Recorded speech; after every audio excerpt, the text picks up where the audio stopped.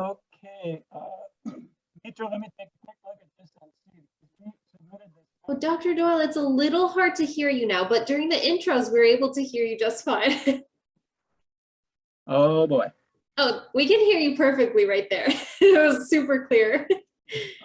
Okay. So let me take a look at this case. Just scroll down a little bit.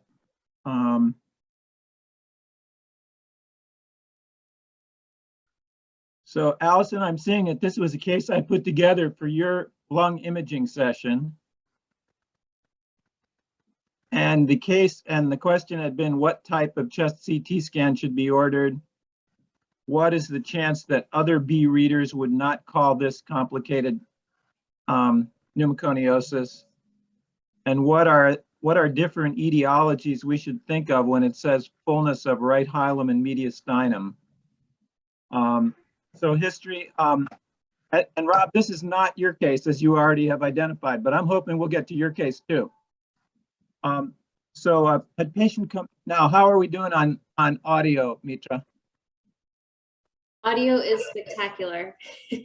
Okay, I'll try not to move a millimeter. Patient is here today for evaluation of exertional dyspnea, follow up on recent testing. So that's my pat line for somebody who's coming for an OP exam. And we have a lot of minors who come here to file here at New River to file for West Virginia State occupational benefits. And they come in, they talk to the benefits counselor, they get a chest x-ray, they get a pulmonary function test. It takes about 6 weeks for those x-ray reports to come back, so we schedule them back 6 weeks later, and I would have been seeing him 6 weeks later for that visit. He reports gradually progressive exertional dyspnea with a dyspnea level of MMRC2. Still was smoking a few cigarettes a day, but previously had smoked a pack a day for 20 years. He had 42 years of occupational dust exposure as an underground miner. This guy was driving 2 hours each way to work every day from Oakdale, Fayette County down to McDowell County. And that's a story we often hear around here. He was working as a fire boss in low coal. And fire boss means that he's somebody who inspects the mine before each shift to make sure it's safe in terms of dust and gas. He had previously applied for OP benefits and received a 5% partial award in 1995. Go ahead and scroll down a little bit to the physical, Mitra. I think we can say his physical exam was unremarkable. I would try to document in my physical exam whether people have a mid-sternal incision. And of course, you can't tell a stent on physical exam, but I put it in the physical anyway, based on their history. Because unfortunately, in the demographic of 40 and 50-year-old coal miners in southern West Virginia, there's a very high prevalence of mid-sternal incisions and previous bypass surgery or stents. His chest x-ray showed a profusion of 2+2. On the B-reader report, there was a complicated mass in the left upper lobe and right hilar fullness. Go ahead and scroll down. His spirometry was normal by our severity criteria, and we look at it both with gold severity criteria and with ATS 86 severity criteria. And in this case, he was probably normal by both, but in these OP exams, it's common for people to have normal spirometry by the standard severity criteria that we use, gold and of course, gold only applies to obstruction. So to have no obstruction on the gold severity criteria and neither restriction nor neither suggested restriction or obstruction on the ATS 86 criteria, and yet still meet West Virginia state law guidelines for impairment based on spirometry. So that's kind of an anomaly, and it's taken me an awful long time to figure that out. His DLCO was 69% predicted, which is mildly reduced. And if you go back up to the top, again, once again, the questions were, since he had hilar fullness, I was a little unsure about what type of CT scan to order, because as a little old behind the times primary care physician, I'm not always sure about what the latest is in imaging. And in this case, it was, do I need high density or not? Do I need with contrast or not? And I think I actually called Allison up and asked her about this one at that time. She helped me. Another question I had is, what is the chance that other B readers might have not called this complicated? And then what are the things we should be thinking of when we see these reports of fullness in the hilum and the mediastinum, which are very, very common from our B readers? So those were my questions. And we have several pulmonologists with us, or an occupational medicine physician and 2 pulmonologists, which is great. But I'd welcome input from everybody. And also from some of the other RTs about whether you see a lot of these x-rays. Carl, I know you do, that are talking about mediastinal fullness or hilar adenopathy. Thank you so much, Dr. Doyle. Yeah, before we jump into those questions that were listed, did anyone have any clarifying questions about the case for Dr. Doyle? Are we able to see the imaging or no?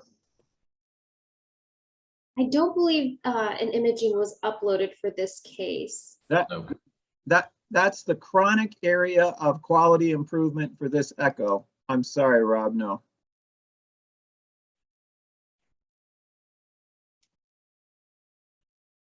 A chronic area, one of the main ones. Right, and did anyone have any recommendations or feedback or some answers to those questions? I'm more than happy to pull up the case again too. Just let me know. I do have a clarifying question. This is Dr. Mertz. You mentioned that the imaging showed the complex lesion in the upper lobe.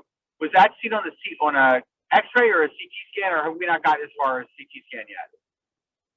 So far, all we had, well, in presenting this case as if it's May 17th, which is when I submitted it, Carl, there was not any CT yet. And that's not like the surprise punchline for this presentation either, because I still don't have that. So it's not that I still don't have it. It's like I can't put my finger on that right this second. I'm sure it was done. And my recollection is that it was not malignancy. Yeah, I would say as far as the imaging to get, I mean, obviously a CT, usually when you have some mediastinal structures involved and, and there's no renal failure or anything, it's worth getting it with contrast so you can differentiate vascular structures from other things in the mediastinum. Your differential on, mediastinal fullness depends a lot on what compartment it is, whether it's the anterior, middle, or posterior mediastinum, which, CT would also help you differentiate, although you can get a sense from that on the CT as well. If you're just looking for kind of parenchymal lung disease, assessing a potential ILD pattern, something like that, typically your contrast isn't necessary. Obviously, if you're looking pulmonary vascular disease, PE, things like that, it's obviously extremely important.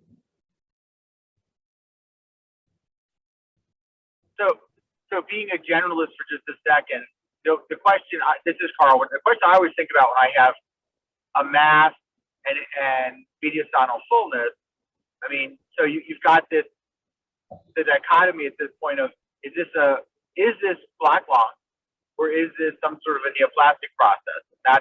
Obviously that's what the CAT scan goes to next, because you can, that combination could be either all you have now is a chest X-ray, but you can't really tell. I mean, you can tell there's a mass there. I guess, on a background of lots of small opacities, you might want to, assume that it's that it's more likely black lung than not, but that would be a bad thing to call wrong. The treatment's quite different. So it's getting some sort of a CAT scan, plus or minus contrast. The other thing I found, and I'm curious if other people have had this experience, is that different hospitals seem to do better and worse whether or not you contrast. As far as mediastinal things, I've just found that's my one-off opinion from having done stuff in different settings. That it seems some hospitals really have to have the contrast. Some of them, the radiologists, are just fine without it. But I'm curious about others' experience there.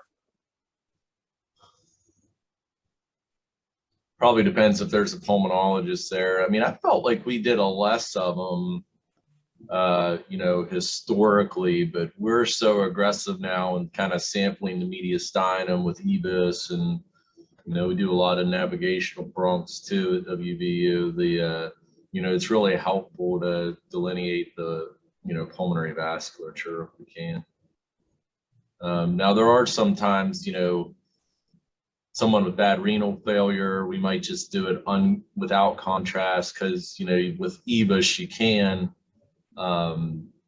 look if there's flow on color Doppler. So if you're not sure how much is mass, how much is actually a vascular structure, you can get a sense of that with your EBIS.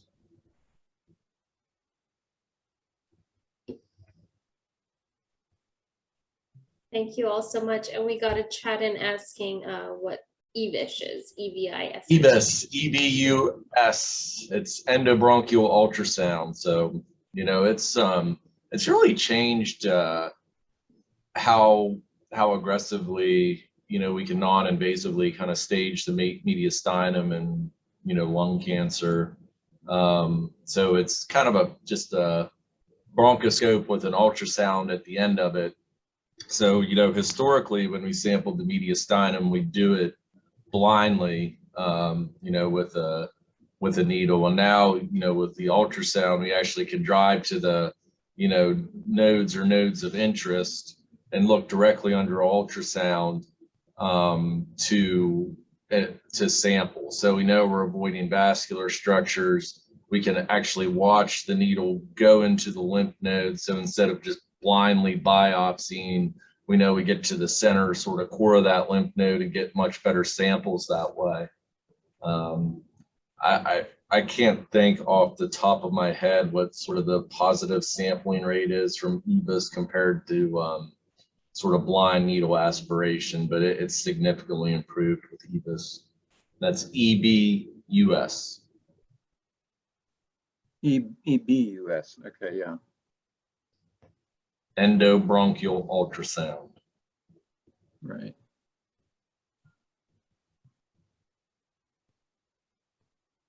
Thank you all so much. Were there any other thoughts or questions from the group?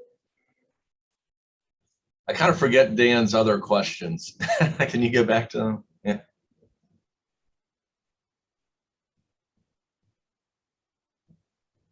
One of the questions is about variation in B readers. We had a case at Cabin Creek this last week where Susie Chris, who's the federal black lung and black lung benefits counselor there, showed me 4 different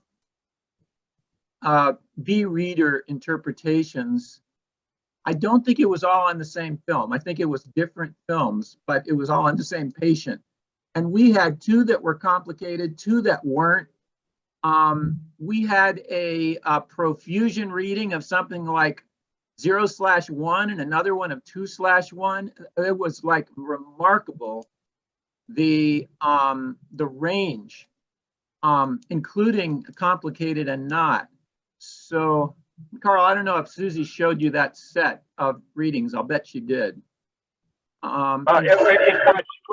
Quick question though.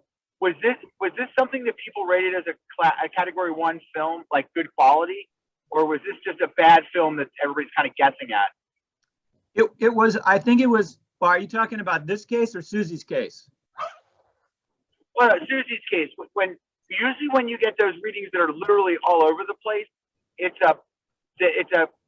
either a 2 or usually a 3 quality film, so that it's just not a good film, so everybody's kind of guessing. But it's also possible that there's just something that looks really weird. I think that it was actually multiple films. And I didn't see what the quality rating was on those films. She just had summarized on a single sheet of paper the different readings, but there were 4 readings and there were at least 2, probably 3 actual chest x-ray events that these different B readers had been interpreting. So I guess it's just a reminder to us that there can be variation. And then the other, and one of my questions, that was where my question of the chance that other B readers would not call this chest x-ray complicated. And I'm going to answer that question for myself. And if anybody has a different perspective, speak up. But I think that chance is very low, because if there's a complicated mass in the left upper lobe, I think it'd be rare for somebody on a B reading to miss that. Even though we do have Go ahead, Rob. I was going to say, I disagree with that. I agree that, you know, from what you're describing, I couldn't see someone not calling that complicated. And just out of curiosity, like, how many B readers is WVU Ruby Hospital doing B readings? Or are they, and so do you have B readers there? And are you seeing these reports too, or are they coming from outside mainly? Yeah, it's, you know, folks over at NIOSH. I don't know if you know Bob Talixon, radiologist. He's a phenomenal chest radiologist. I think he still has an appointment in radiology here, but he's working mostly at NIOSH now. You know, Jack, I think, is still doing some B reading, but living in Seattle now. I'm not sure about Lee. That's all.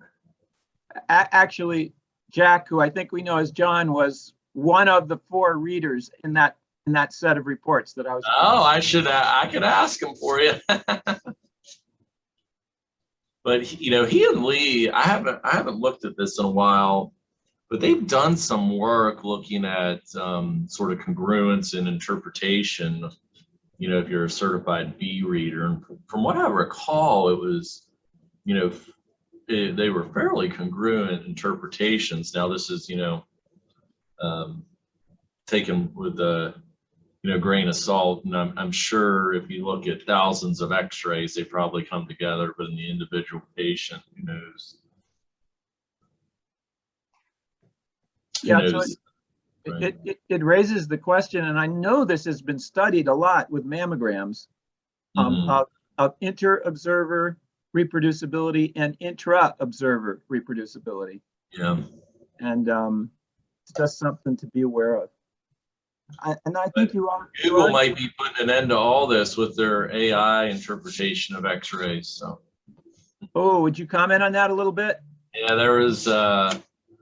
they're doing, what they're looking at a lot is the lung cancer screening CTs, and having AI actually, you know, do the interpretations and risk stratify based on radiographic findings. You know, using machine learning, obviously, and sort of helping risk stratify, you know, whether a nodule or findings are, you know, what's the risk of malignancy. So they gave a pretty interesting talk a couple years ago at ATS, the work they're doing, and they've looked at like maybe probably 1 million CT scans, you know, all putting it in this database. Be a little nervous if I was a chest radiologist. Yeah, well, that sounds good as long as the robot doesn't wheel you into the suite for the biopsy immediately with no human. Yeah. Well, I mean, this isn't for this call, but there's actually a lot of like, there's a lot of discussion on you know, would patients actually like a robot deciding what happens as opposed to a doctor? Wow. And don't forget the patient deciding too. Mm-hmm. Right. And I think AI has become pretty much universal terminology in the world, but just in case there's somebody on this call, can you define that, please? Oh, it's just artificial intelligence or like machine learning. You know, what they've done a lot of really interesting work in Google was, you know, retinal scans and screening for diabetic retinopathy. And I mean, it seems like the computer's almost better than the doctors now. And, you know, it's really been useful for kind of third, you know, they've sort of done some pilot work in like third world countries that don't even have ophthalmologists. And, you know, identifying eye pathology. So I'm sure it's pretty much the same thing. You know, CT is a little more complicated than just like a picture of the retina, but.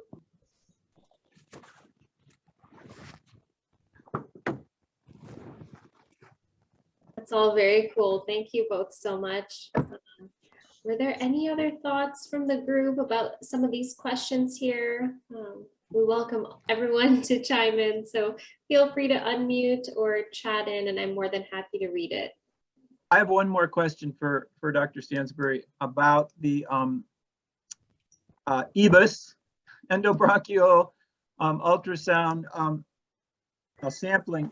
So when you do get, and this kind of relates to the differential diagnosis of hyaluradenopathy, mediastinal hyaluradenopathy, when you do get positive, what are kind of the first, second, third, fourth most common pathologies that are being seen on positive biopsies of lymph, other than normal, which I hope is at least 50% of the time or more. But when there is a positive, what is the pathology on those in kind of order of frequency? Yeah, probably sarcoidosis is what we see a lot. And then I would say that's followed closely by cancer. We have picked up a couple sort of fungus, positive fungus cultures that way. I think the big thing to keep in mind, particularly in like your younger patient population, is you know, your differential a lot of times is like sarcoid versus a lymphoma. The problem with lymphoma is you really need the whole sort of node to look at the nodal structure to make that diagnosis.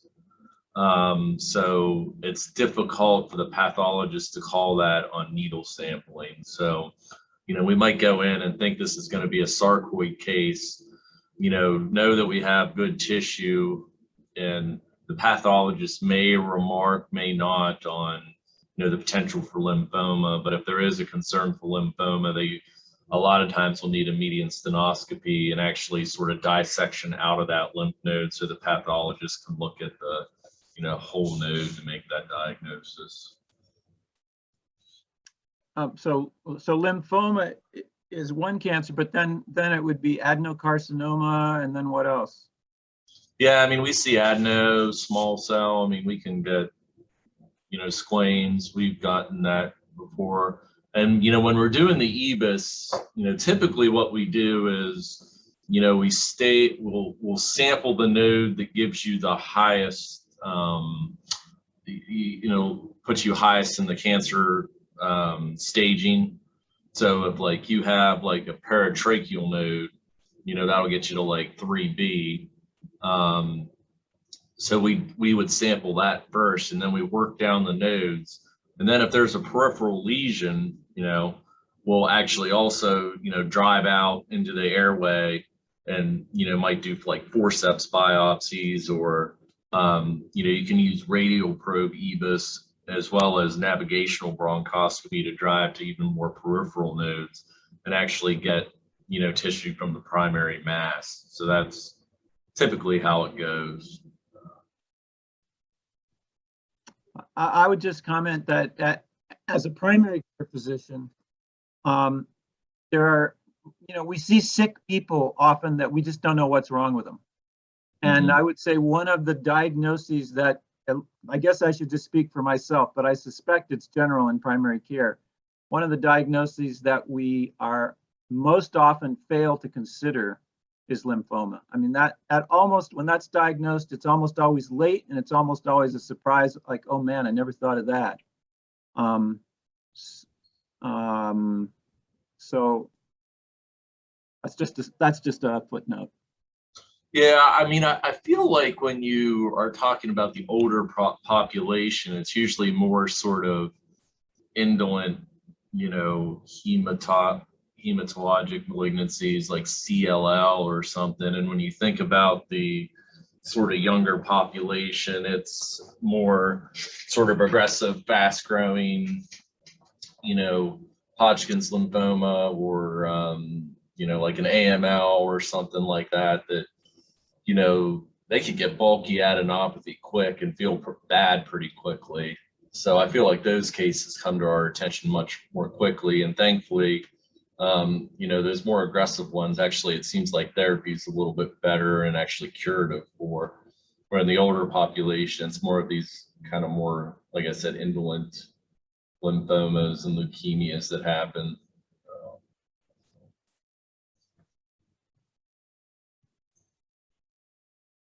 Well, Mitra, can we go to our next case? Dr. Doyle, As we I had said, this. just Sorry, to what was- comment, you know, that, like I said, maybe you guys, so we can get to the next case, but it is worth noting that, you know, and you can, this is everywhere online, if, you know, depending if it's an anterior middle or posterior mediastinal mass, that really helps your differential diagnosis. Your last question there. Thank you so much, Dr. Stansbury. So Dr. Doyle, we actually only had this one case as the backup case for today. So we only have this one today. But I got another one. Oh, do you have another one? Would you like to share it on your screen on your end? We're going to do this one in oral tradition. People are going to have to listen because there is no screen text for this. It's a story case, but it's one that Dr. Stansbury, one that we have coming here today, River, for her pulmonary rehab intake, and Dr. Stansbury took care of her at Ruby Hospital. He was part of. She was admitted, and he knows this patient because he takes care of her. She was admitted at WVU Medicine in October. So I just like to tell the story. Are we allowed to use names on this? No. No names. You can do a mock name. But I don't think there's any chance that we're going to use this one, Dr. Stansbury. Okay. So can I go ahead, Mitra? Absolutely, Dr. Doyle. And how's my audio right now? Audio kind of goes in and out, but we can still understand. I'll wave my hand if we cannot hear. Okay. And I actually, I might be able to share some text, but I don't think it's that important. I'm gonna just go down to a summary that I have on this patient, and I'm not sharing my screen here. Okay. Let's see.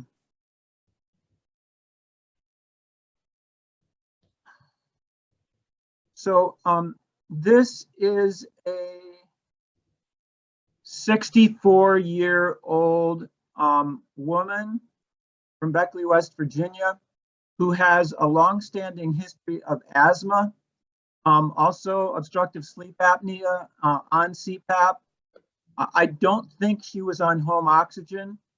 Her primary care physician had referred her to WVU, and she came under Dr. Stansbury's care, and I think it's been for quite a while.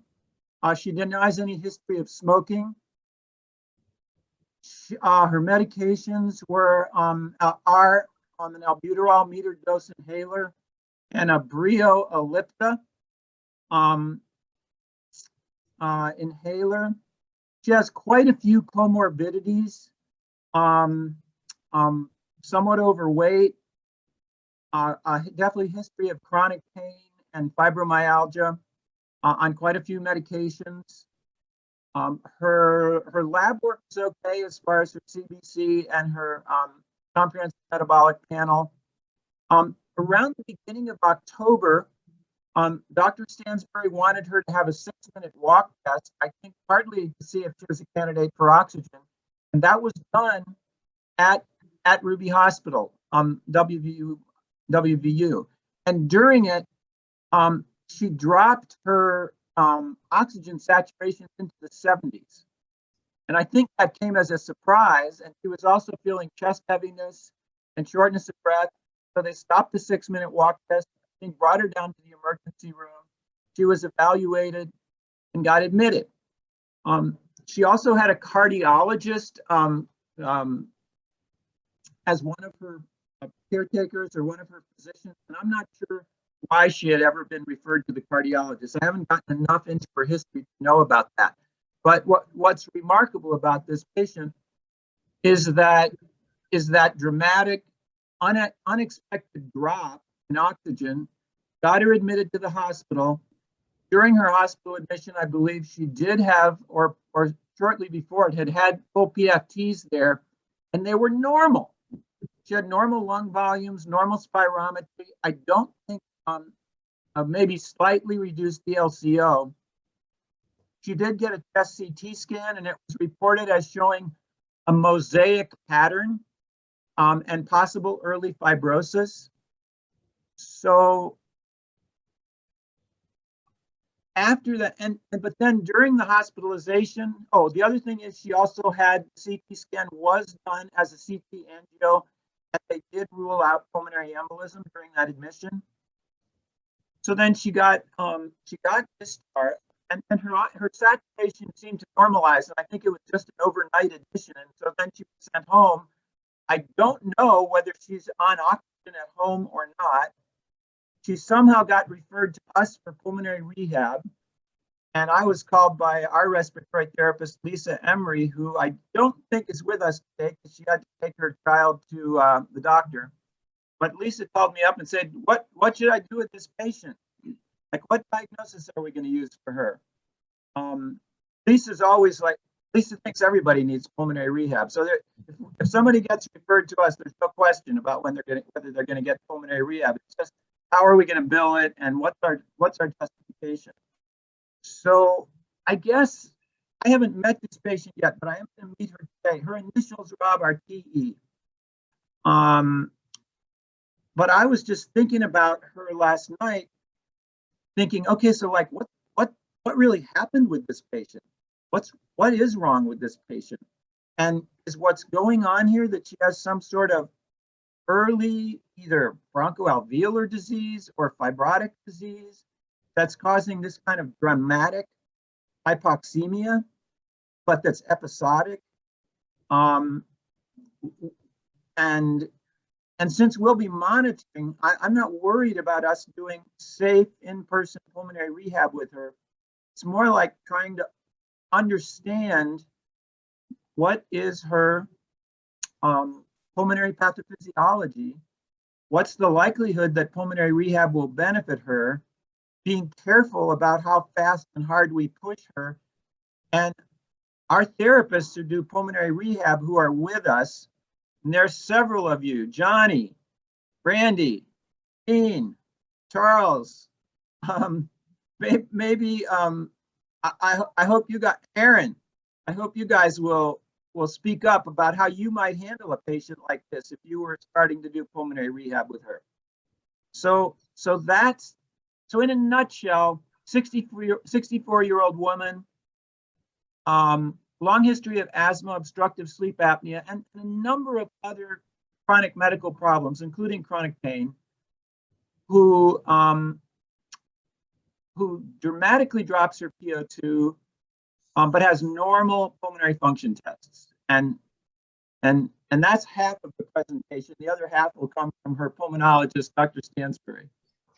Yeah, I think I've followed her for about 10 years or so, and for the most part, her asthma has been overall well controlled through those 10 years. I think we've kind of bounced around, control with an ICS versus an ICS LABA.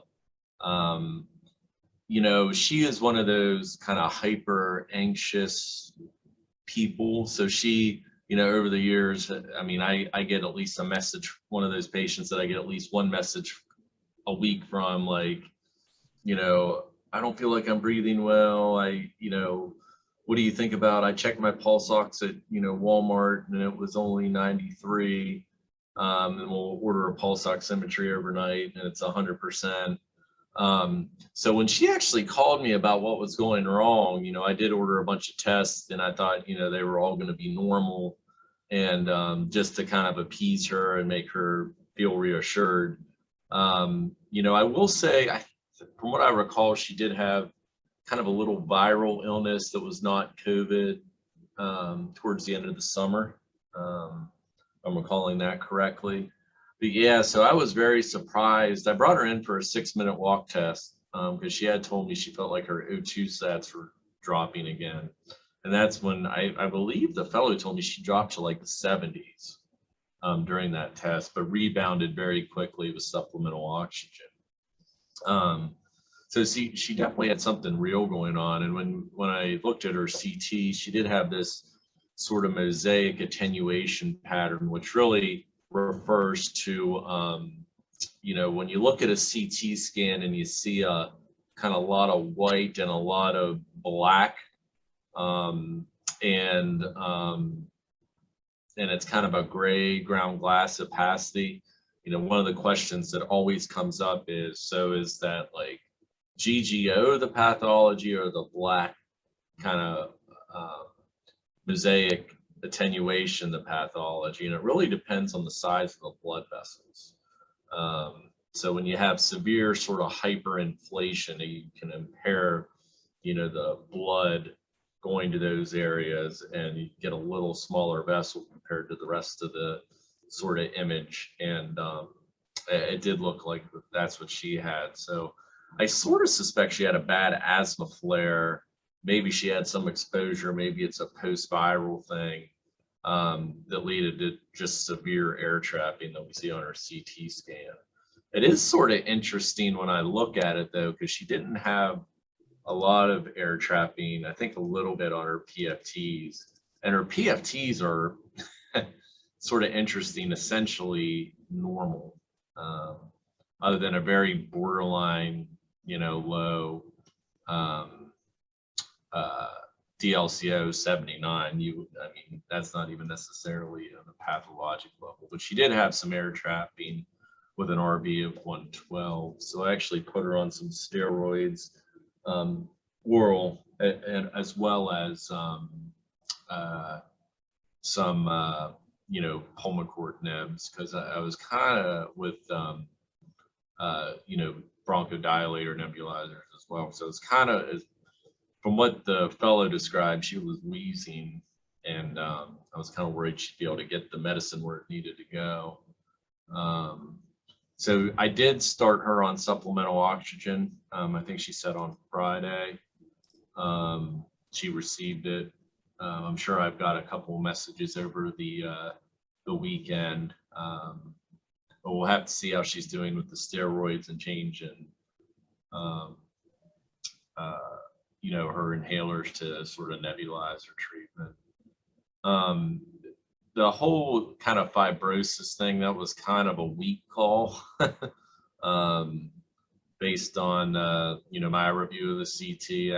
You know, you maybe could make a little bit of an argument for that at the bases, but you know, I think it was more just this hyperinflation kind of pushing on other portions of the lung. And, you know, her total lung capacity was 100% predicted. So that would go against it as well. But I think she might have just some sort of asthma, small airways disease type thing going on right now. Thank you so much, Dr. Stansbury. And we got a chat in too from Brandy.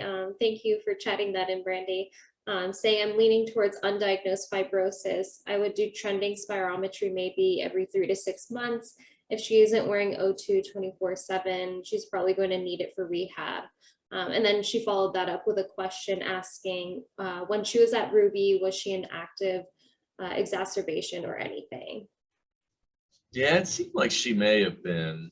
And we are planning on doing a repeat CT scan just to, I kind of want to get her through this sort of acute exacerbation and see how she responds to our treatment course before, I repeat anything. But I was very surprised.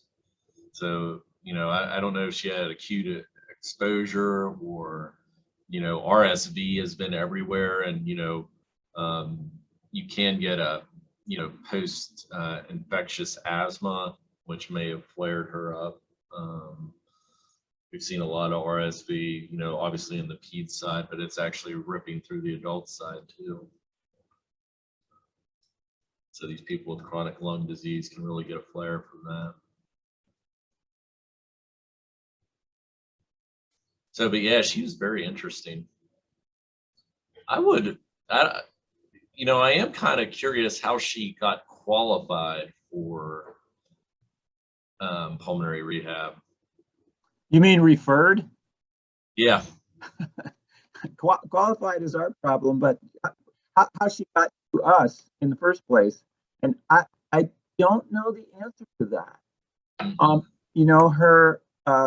Her primary care provider, at least from what I was able to tell from the record, is a physician in Beckley, whose name we recognized, but wasn't internal from us. And Brandy's got a great idea about, if you guys are watching the chat, Brandy's got a suggestion about, so there's two issues. One is qualified, i.e. how do we bill Medicare? And she might not even have Medicare, she's 64. And then, but you're asking who referred her, and I'm not sure. I'll let you know. And do you think it's appropriate for her to begin pulmonary rehab at this point, or is it premature? I probably wouldn't. I mean, one, she has, almost completely normal PFTs, so I don't know how you'd qualify her, right? Well, Brandy has one. So the game out here is, we've got a candidate for, somebody referred this patient for pulmonary rehab. Great, we need patients. Let's get her in.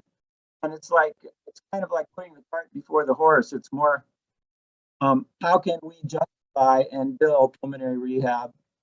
And sometimes, and we kind of feel like, well, it isn't going to hurt anybody, so why don't we just go ahead and do it? But that is a little bit backwards. And in this case, I think you're saying she might not be stable to begin pulmonary rehab right now yet. Yeah, I would see how she responds to our treatment before I don't think she made it very far on that 6-minute walk test, and, had a little chest pain and desatted to the 70s. You made less than 2 minutes. Less than a minute? No, 2 minutes. 2 minutes? Yeah. So I don't know now would be the optimum time for that. I think I put her on a fairly long steroid taper. I'd probably wait to see how she responds. She is certainly pretty deconditioned. She doesn't stay very active. I think the only thing she does care for her, elderly parents, but I think other than that, she doesn't do much. And part of it, I think, was related to COVID and her just being, terrified of getting COVID with her, asthma and everything, understandably. Brandy, I saw your note that you don't